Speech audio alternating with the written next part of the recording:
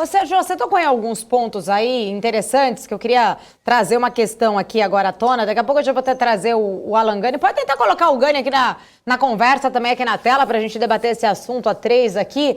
Mas, ô Sérgio, você me deu um gancho. Primeiro, deixa eu falar bom dia pro Gani, que o Gani chegou, né? Falei bom dia, Alan Gani. Obrigada pela presença. Imagina, Paula, bom dia, um prazer estar aqui contigo, com o Sérgio, vamos com tudo. Vamos lá. Ô Sérgio, você falou ali um ponto que foi interessante, porque a gente está discutindo muito a questão da PEC dos precatórios, a questão do Auxílio, né, Brasil. Isso tudo está mexendo muito com o mau humor do mercado, trazendo toda essa volatilidade. Até esses dias o Marco estava falando muito aqui, né? Marco Saravalli estava falando que o pessimismo é algo que é contagioso, né? E aí você tocou num ponto que eu achei que talvez daria pra gente entrar nesse assunto, porque é o que eu queria saber. Como que você está vendo essa questão da PEC? Se realmente existia a possibilidade dela não sair do papel ainda este ano, né? Você acha que esse cenário instável, ele não vai deixar o mercado respirar? Você acha que está havendo um exagero também por parte do mercado com essa baixa tão grande? Já sabíamos, né, que não seria tão fácil resolver esse problema, de certa forma, né? Essa PEC já quando foi aprovada na Câmara, trouxe um alívio ali, um movimento de alta. Está meio que barrada, se houver mudança no texto, vai voltar para a Câmara, ela está mesmo que emperrada. Mas como que está a tua visão? Está tendo um exagero ou não? Você acha que o mercado realmente não tem bons fundamentos para estar nesse patamar que a gente está aí, por conta de todos esses riscos que englobam, não só esse risco da PEC, mas todos os outros? Bom, é o que eu falei, a gente tem um problema da PEC que é um problema real. De alguma forma, se você for olhar tecnicamente, o que se fez foi uma martelada de calendário, né? Ao jogar o calendário para frente, você colocou para dentro o que furaria o teto passa a não furar. É uma martelada. O risco maior dessa martelada é que isso gerou um espaço adicional de gasto. Tá certo? Então, que não seria só o Bolsa Família, ou Bolsa Brasil, ou Bolsa, o Diabo a 4, que estaria, que então teria né, interesses escusos nessa outra parte do butim. Esse é o grande problema. Porque aí tem falado muito, passa um boi, passa uma boiada, bom, isso é fato, né? A vida mostra, mas ao mesmo tempo, é o seguinte, ao não aprovar no Congresso, ou derem alguma ajustada no Congresso e voltar na Câmara, a gente tem de novo a mesma, né, liturgia a ser feita, tá certo? E uma coisa que eu quero, vamos dizer, eu procuro acreditar, é que existe ainda algumas forças que podem coibir um pedaço de qualquer, né, delírio adicional, né? Eu não acreditaria que a gente estaria como muita gente tem mania de levantar a bandeira que é a mais assustadora, né? Olhe teus vizinhos, olhe a Argentina, olhe Venezuela, aonde podemos chegar por irresponsabilidades, por movimentos e tal. Eu acho que a gente está muito mais longe, nossa economia é extremamente mais complexa, mais sofisticada, mais moderna, né? Os empresários têm muito mais peso, né? O nosso próprio mercado de consumo é brutal perto deles, nós temos consumo interno que, inclusive, não podemos esquecer que foi o que nos livrou em 2008 e 2009, né? Foi o nosso Brasil que o pessoal gosta muito de massacrar, né?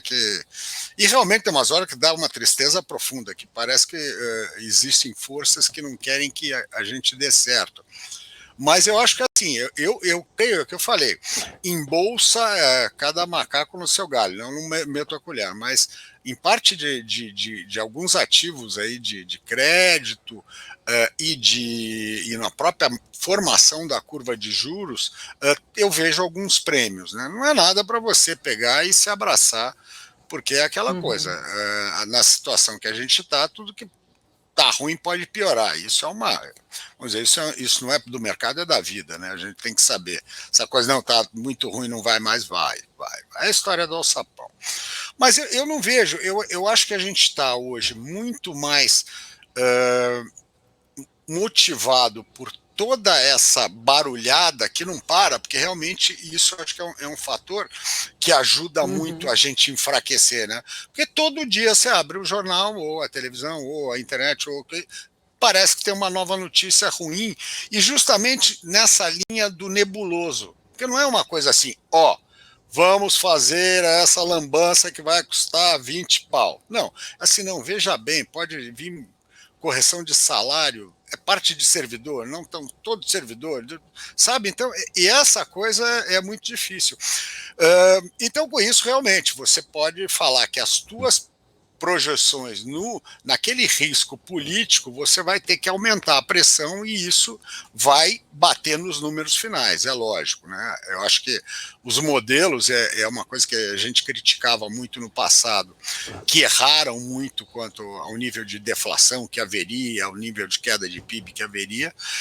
Erraram novamente na projeção para cima, né? Falaram em 8% de alta de PIB esse ano, com uma inflação pífia de 2%, e erram de novo, ao meu ver, para frente. O que eu estou achando um pouco, às vezes, são os modelos eventualmente estão mal calibrados, tá? Porque a gente tem uma estrutura de consumo que mudou, nós não sabemos ainda de que forma, mesmo uma estrutura de produção, que ela foi, parte da cadeia foi destroçada, não só nacionalmente, mas internacionalmente, né? Fora impactos de fretes que todo mundo, a gente conversa muito, esquece agora de fretes, são números expressivos, né? O valor dos fretes multiplicou por 10, 12, 15, sem contar que tem ainda um câmbio botando fogo embaixo, jogando 50% para cima, né? Então, realmente o produzir no Brasil ficou muito difícil, né? Então,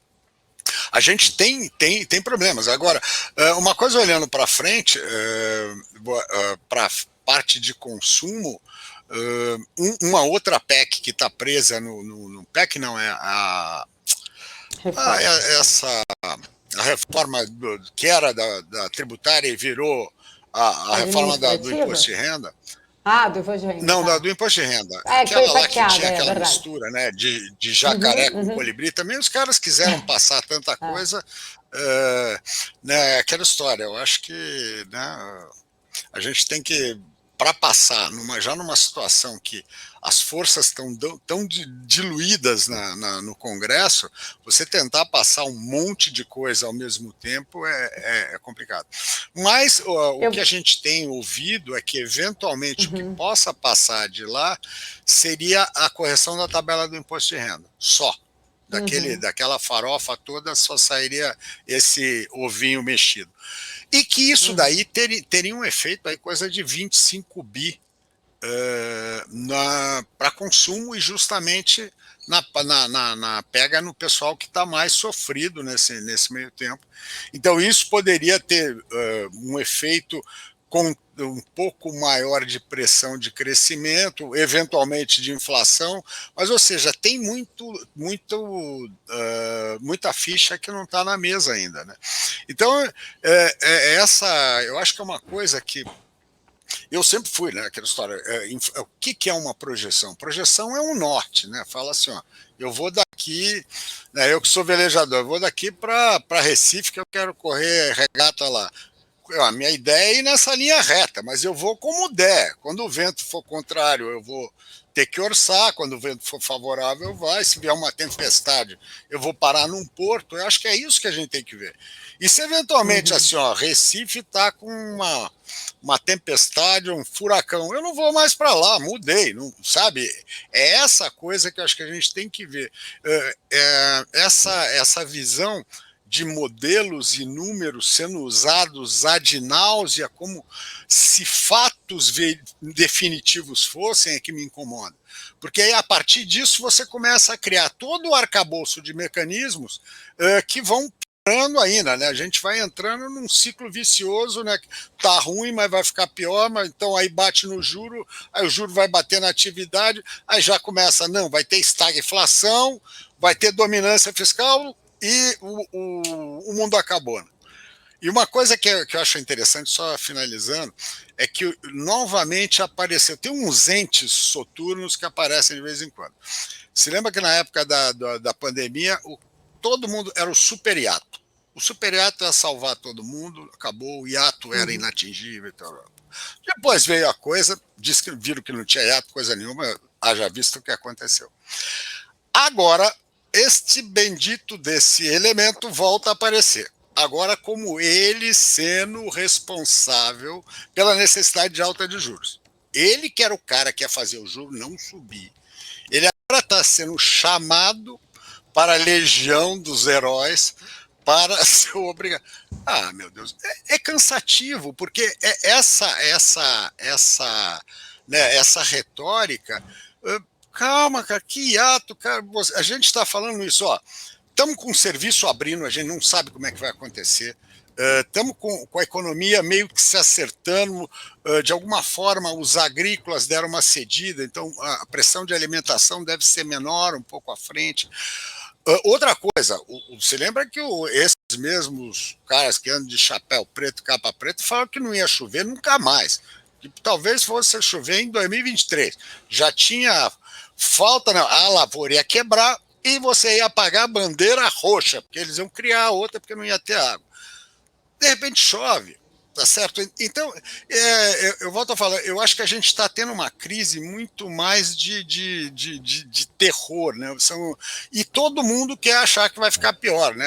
Não vende, hoje não vende jornal, né? Você chegar e falar, bom, eu vejo que melhorou. Você pega a Metsul, que eu gosto muito, os caras falam, não, você tem uma mudança total. Pô, converso com o pessoal que eu conheço do agro, todo mundo feliz, pô, o Sérgio recuperou, tinha gente que estava com lavoura problemática.